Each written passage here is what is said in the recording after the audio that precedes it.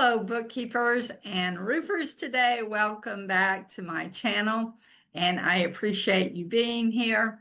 If you're a bookkeeper making less money than you want, getting more clients may actually make your problems worse. Sometimes we just add to chaos when things aren't really working out for us. I know that sounds backwards, but I've been a bookkeeper.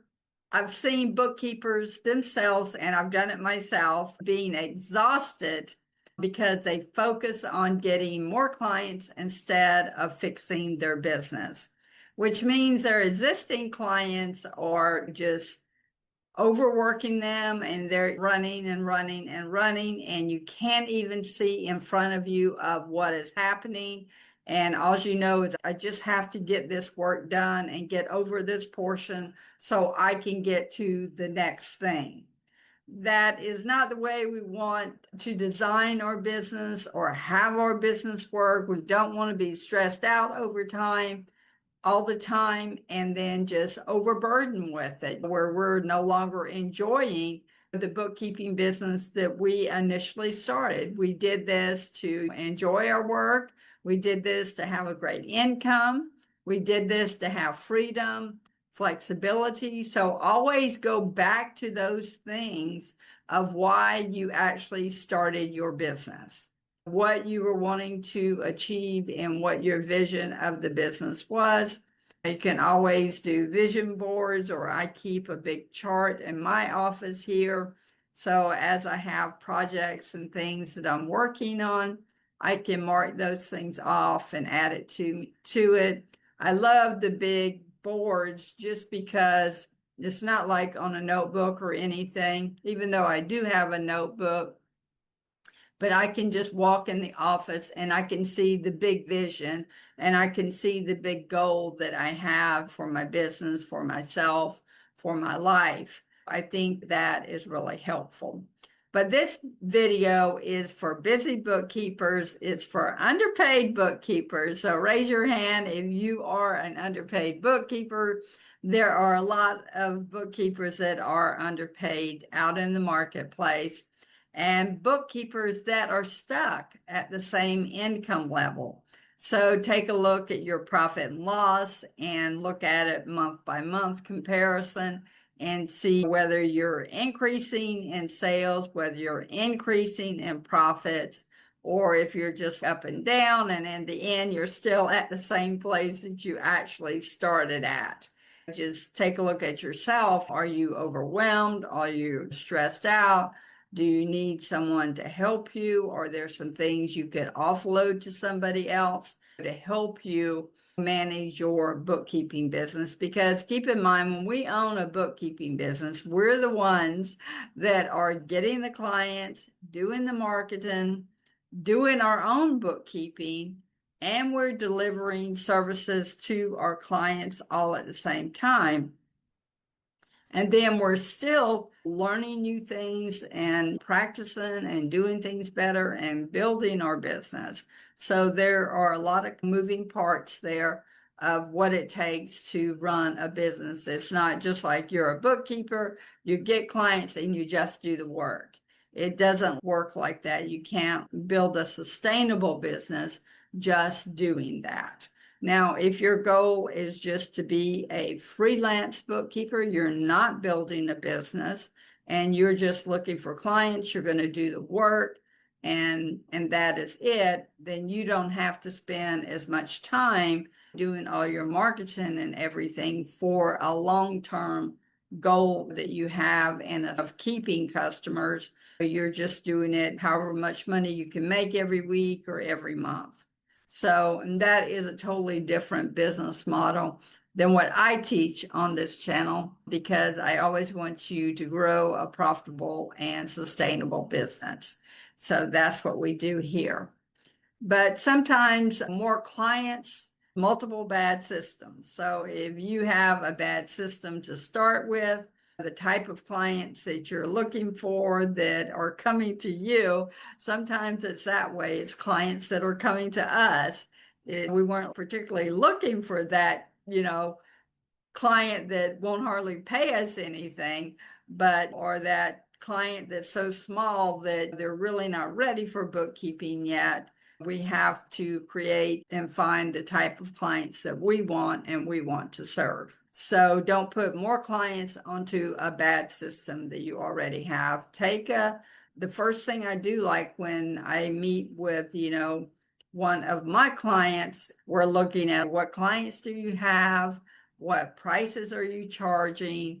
How many hours are you working for them? Not that we're charging by the hour, but we still need to see how many hours we're putting into a client to come up with how much we're actually making per hour to see if our price is too low. I don't think our price is too high, but it could possibly be. And a lot of times when I find working with people, the prices are like 50% cheaper than what they should be. They're charging $300 a month opposed to $800 a month or $600 a month. That's one way, by increasing your prices, that you can have a better business, a better profit, better income by serving a lower amount of clients, but on a higher level, a higher quote that you give them. Whether or not you do have some clients that are at that 300 mark, just know you can always start increasing the price. Maybe at some point, maybe it's too expensive from them and their mind. So then you would need some other clients to replace those. But generally in bookkeeping, honestly, we keep our clients at least up to a year. I keep clients many years. Sometimes we're not just the right fit, that really early startup client, that we're more focused on helping clients that have $1 million revenue or $5 million revenue. So it just depends on your goal and what type of clients that you are looking to bring to your business and to help and to give impact and give transformation in their business. When speaking of the pricing, only bad pricing gets worse. So don't keep on just giving inexpensive pricing and bad pricing. You need to look at your clients, how many hours you put into your clients to deliver the services, and then what that would actually, if you were working for someone else, then how much you would be getting paid. Because I have seen bookkeepers, a client of mine, she started at $30 or $35 per hour when she looked at those, but now she's added on clients for $75 an hour. And so she's doing a whole lot better with those clients, and they were a lot easier to work with than clients that you were working with for that $300 a month, because they're not as experienced like new business owners as the client that does have 100,000 in sales, that does have $1 million in sales. So there are different levels of business owners and their experience in business, and that makes a difference for us too when getting our documents and getting everything together for them. But bad boundaries can get you in trouble there. It can make things worse. And I've had plenty of experience with that because I'm a helping person. I'm always wanting to help people. But I have learned, and ChatGPT has helped me on some of these issues too, holding my boundaries of what advice I give and whether somebody asks for it or they don't ask for it, and doing the bookkeeping and the accounting that I promised them that I would do. A lot of times you can't make business owners change if they don't want to change. If they don't want to give you a document, no matter how many times you ask for it, they're not going to give you the document. So you have to maintain your boundaries with that. Just let them know, okay, if you don't give me that, then this is where I have to put it in your books, or I can't account for that income or that expense in the books if you don't give me this piece of document that I need. If you do have bad processes, that only gets worse. Say you have 10 clients and you haven't assigned them a particular day of the week that you're going to consistently work on their books, then that would be some bad processing there. You don't know how long you're going to work on their books when you sit down to work on their books. Say you are going to do it on Mondays, but you don't know how long you're going to work in their books. And you need to have a time that you are. And you need to have a calendar that you're booking meetings with new clients and with existing clients and things like that. So there's some processes. If you don't have those, it can just get worse for you. And you can think about this too. If you were to hire a bookkeeper that is going to be helping you in your bookkeeping business, do you have something in writing and something in place that would tell them exactly your expectations? And when you get in QuickBooks, you go here and exactly your whole process of fulfilling and delivering a profit and loss for a client. So think of it that way. And then the next thing is the real problem is usually the pricing, which I referred to before. The hourly billing, we want to definitely get out of any hourly billing, because what we are putting forth, especially to a roofing contractor, are results. They're not paying for how long it takes me to do something.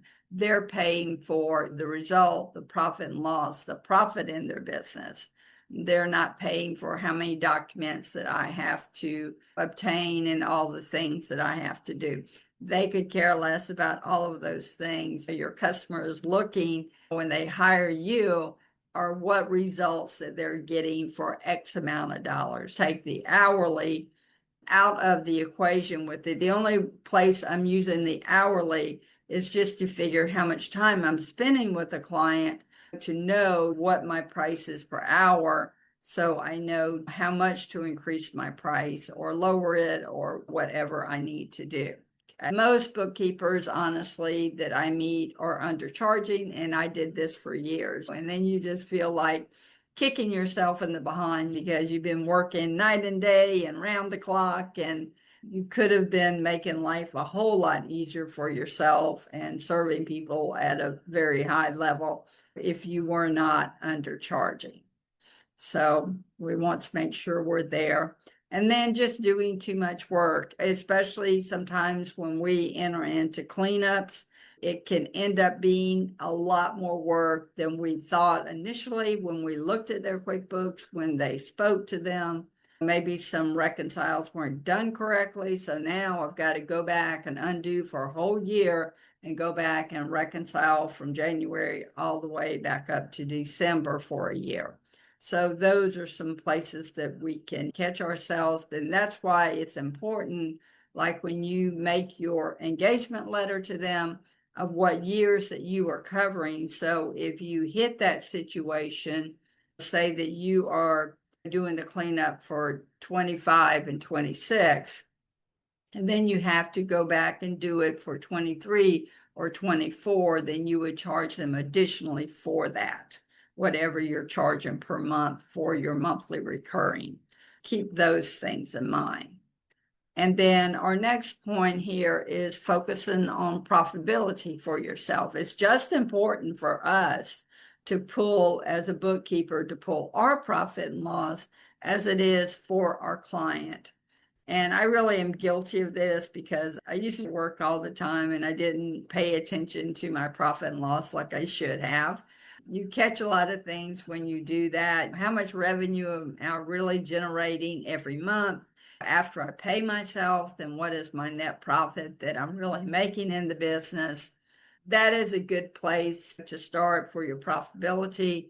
And then that will tell you if you need to increase your prices, if you need to add on more clients, or what your next step is with that. And that's one thing that I really help bookkeepers with in Roof and Legacy bookkeeping system. If you're already working for a roofing company, whether you're a family member or whether you're a bookkeeper, then I help you with going through that roofing company and really clean it up, the places to go in QuickBooks, so you can do your work a lot faster so that you can make more money and you can help the contractor more, help the roofer more in their profits and those type of things. That's some of the work that we do go over. And then looking at what your time is worth, which I went over with that hourly wage of how I actually figure that.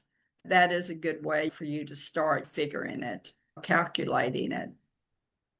And then look at on your profit and loss in your income, if you put the different things like QuickBooks Online Setup, and then you put cleanup, and then you put monthly bookkeeping, and you put advisory service or anything else. And so you can have that on your profit and loss, and then you can see what service that you are providing that creates the best revenue, maybe what you enjoy doing, or if one of those, say QuickBooks Setup, that you barely do any of that. So you'll know that maybe you want to take that off your services. If it comes up, you can always offer your customer that, but it's not something that you're really going to focus on. You might be focusing on cleanup, but it could be the opposite. You're focusing on your brand new bookkeeper. So you're focusing on just setting up QuickBooks Online in the beginning for people, and then just maintaining their monthly bookkeeping after that. You're not doing any cleanup because maybe that is above your skill level. You haven't learned enough about that in order to do that and make money. A lot of people can do cleanup, making money in cleanup and being profitable in the cleanup. That is a different conversation there. So that's why it's really important to look at your different services and see what is working and what isn't working. I was talking to my son that's in the contracting world and business that he has. It's a lot easier for us to take a look at what we already have, start improving the systems that we have and our processes that we have, and then the things that are not working, then start removing those things that aren't working or are profitable to you or you just hate doing. That is a good way to look at your business, and it's really helpful. I found the most help in just removing things that I thought I needed even 6 months ago, 2 weeks ago, and I'm just like, nobody's really responding to that. Some people I know out there that they put on their website, and I see this a lot, a free analyst or whatever, but I'm not too much into that because people, it's not like you going to the doctor and you taking a test and you get results and then they're going to give you medication or whatever from that. If you're just going there and analyzing things, it just doesn't give a value to them. They want it fixed. Tell me what's wrong and how much it costs, and then please fix it. So I just don't see that as being like a good lead magnet to get people on the phone and calls and things like that. Even some people do charge for that. I just think that's a really hard sell there. That's my personal opinion and my experience with that. I used to do that myself, so I'm very familiar with it. But most contractors, they are not interested in that service. That's a good way that I'll put that. It's just not something priority to them. But you want to build your systems first, your processes, your client onboarding, and have your engagement letter for your monthly recurring, whether it's based on an annual rate, $1,000 a month. Your engagement letter is for $12,000, but you're going to charge them monthly $1,000. And what's included in that, anything extra, they get charged for the next month, the entire amount for what that extra item was. But you want to have then for your QuickBooks Online setup, you would have a different engagement letter for that because that's just a project. So once that is done, it's done. There's nothing recurring about it. And the same thing with cleanup. You want a separate engagement letter for your cleanup because once that cleanup is done, it's done. It's not going to be anything redone. Only your monthly reoccurring is actually going to be ongoing month after month. And I do like to give a yearly rate for that so they know how much this is going to cost for a year, and I'm going to support you through the whole year. I'm going to be there for you. And I think that's super important in this world nowadays because we have all AI and all of this stuff. And they want to make sure that they're actually dealing with a real person and somebody that is going to be there for them. I think the client onboarding, all the documents you need, logins you need, and all kind of that good stuff is you would get that together. I give you a client onboarding and then our monthly processes, how we're onboarding, how we're doing engagement letters, how we're doing the bookkeeping in QuickBooks. We're going through every time we go in their books, we're going through their bank fees, their credit card fees. We're reconciling every month. We're preparing a profit and loss every month. We're sending those profit and losses to the client, explaining exactly what their numbers are, what their story is, the things that they can do to improve their business. We're just not sending out a profit and loss to them, though, because I see this a lot in Facebook groups with this of, do you ever talk to your client? You should be talking to your client every week, at least monthly, if nothing else. But you do want to be in contact with your client, let them know you're here to help them and serve them. But that is part of your process there. Then if they say, okay, I really need help with the job costing, that opens the door for you with the opportunity to do more things with that one client. And that is very profitable for you. It's a lot easier to do more things with one client than find a new client. So I think sometimes we miss the boat on that one, but there's a lot of things we can do. But that's in the communication with your client. Some clients you may have more communication with than other clients. Even a client I have, it's a really small client. I've did his accounting like for years now.